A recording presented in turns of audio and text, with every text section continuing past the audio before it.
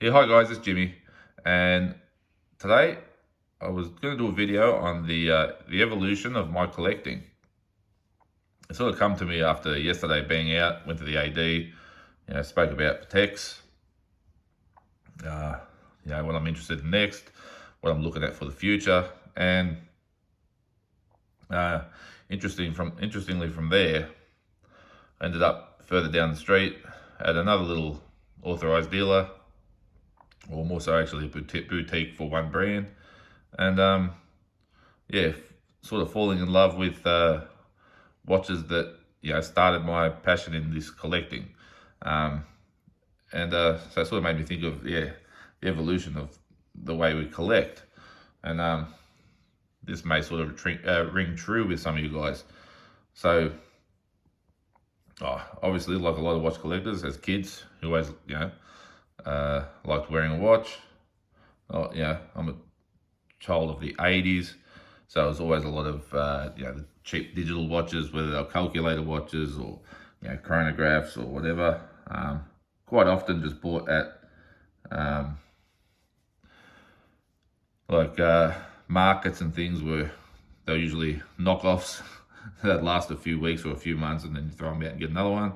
Um, then yeah, when I got older, I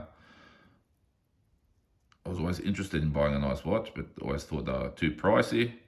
And then eventually had a really lovely guy at one of the authorized dealers for Oris, and he really explained a lot about it and everything, and gave me a great discount, made me feel really comfortable to buy.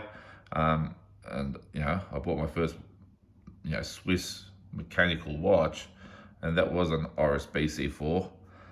And from then on, I sort of decided I'm going to buy myself one nice piece per year. And I did that for the first, I think, 3 years. And then in between, I started, start looking online, looking at things, reading, learning, and sort of started dabbling in vintage watches. Probably Tudor at first, and then sort of quickly moved to Rolex, vintage Omega, they're the main ones. Then I sort of moved into, vintage military pieces, uh, and all the while testing out every year, buying one or two pieces of you know modern Swiss watches, and just going through a few different brands, trying Panerai and Breitling and IWC, uh, you know those tiered type of brands where they're not too expensive, but they're not exactly cheap.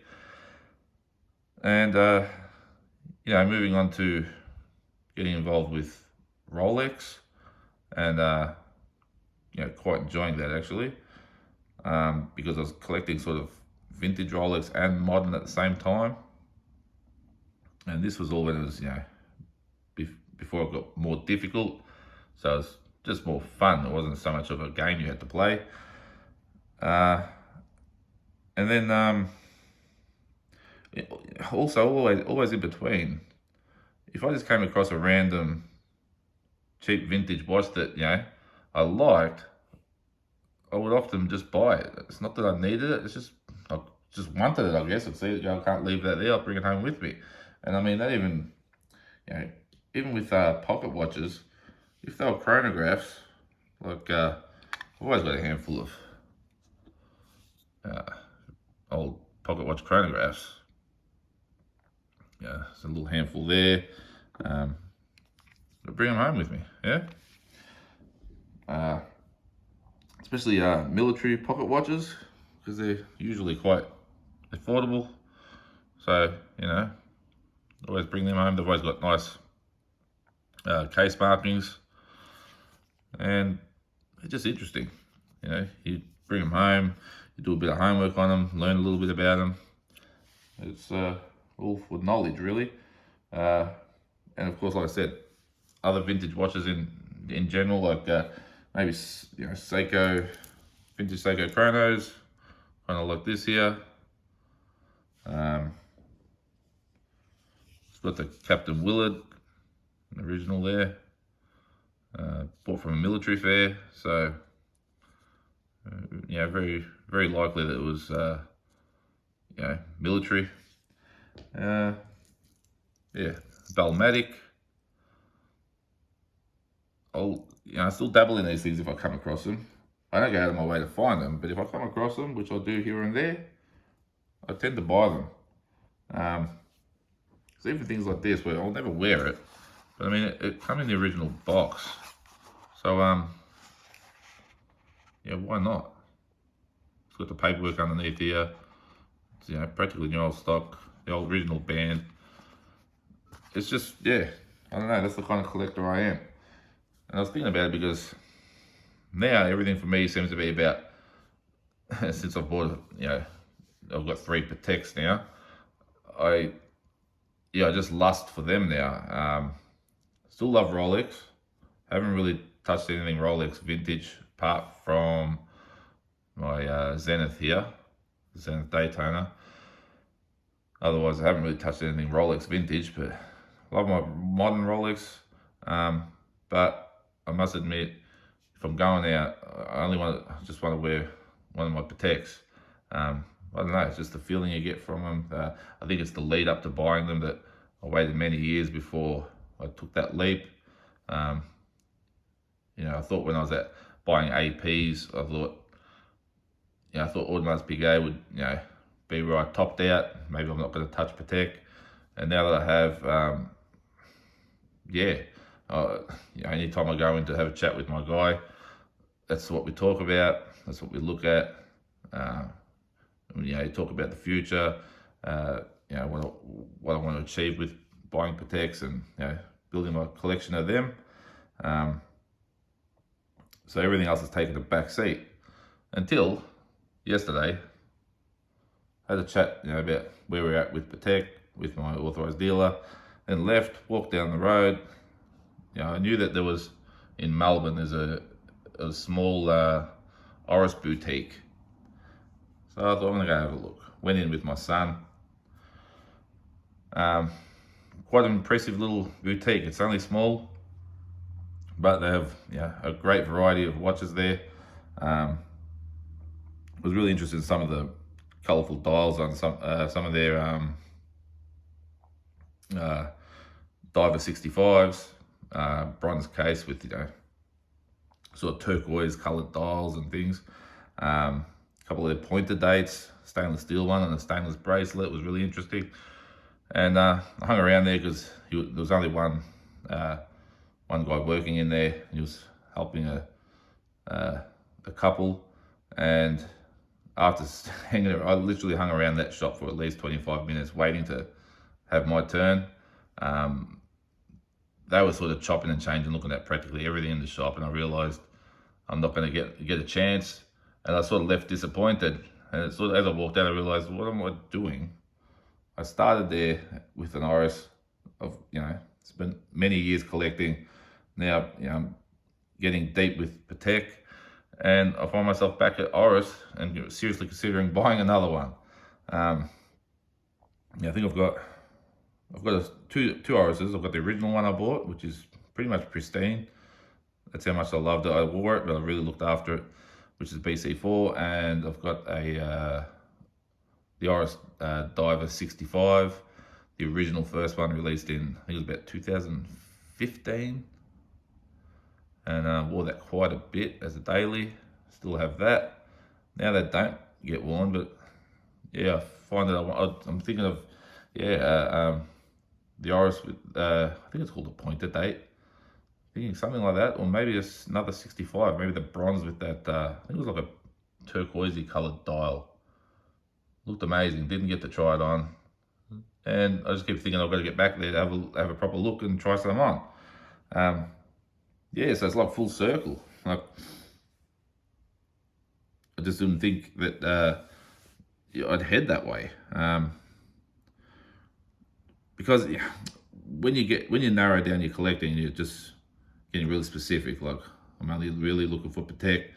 Modern Rolex I'm still interested in. I love vintage Rolex, but the ones I want now are so far out of reach. I wouldn't bother. I'll just invest in modern Patek instead. And it was usually just an oddball will come up, and the AD will ring up and go, listen, they've got these limited ones coming in. There's one with your name on it if you want it, like this Louis Herard, and you buy it and it tickles that itch that you have. It scratches that itch. That it's a bit of an oddball. It's so different to what you normally collect. So you'll literally wear it for a while and go, oh, this is so much fun, and then it'll sit, yeah. And that's typically what this piece has done. But I'm going to keep it because I actually love that blue pop on that dial. I think it's amazing. And this strap is seriously the most comfortable thing ever. Kind of imagine, not that I've ever worn a Richard Mille, but with some of them with the elastic bands, I'm imagine they feel like this, only much lighter, I guess. But yeah, and also it's alright once in a while if you find a vintage Rolex in 34mm is still very affordable, and you still get that same enjoyment like buying something like a vintage Submariner. I think you do. Maybe because I've already had those and have them, so I understand that you can get just as much enjoyment out of something like this without spending the same amount of money. But sometimes if you haven't had a vintage Submariner yet, you're just gonna aim for that and look past these kind of pieces. Although the logo dolls have sort of come up in price a bit now, but still good value, I think. So as much as I've narrowed down to Patek, I'm sort of still all over the place, because anytime I do seem to head out and might randomly go past some sort of vintage or antique shop, and I walk in there and there's some overlooked just nice vintage watch there that's in good condition, and it's literally $50. I don't need to have it. I just find myself wanting to have it and put it in my collection, as if it might end up somewhere it shouldn't. So I do that quite often, and it's fun. It's just funny. I don't know where it goes in the future. But I know for now my main focus is on Patek. AP, I've lost focus on them. I've got the pieces I like. Quite happy with the handful of pieces I've got. In Australia, there's not really a proper authorized dealer until they open a boutique. But even then, I don't know if I'd even bother trying with them.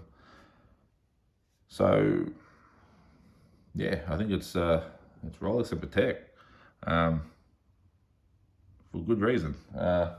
And that's all I've got for you today, guys. So let me know your thoughts, if you're much the same. I think it's pretty standard to sort of, obviously, just like anything, it's like building a building. You start at the bottom and then you go to the top. You don't get into collecting and start with Patek and work your way backwards. I always thought it was the logical way of doing it. There was one stage I never thought I'd even bother touching Patek, but that's where it's gone now. And I even a lot of time think about slimming down the collection and just really going for the pieces that I want. And you only think that you hope it's not a mistake afterwards and you regret moving pieces that you enjoy having in your collection. But anyway, that's all, guys. I hope you have a good day, and till next time, bye-bye.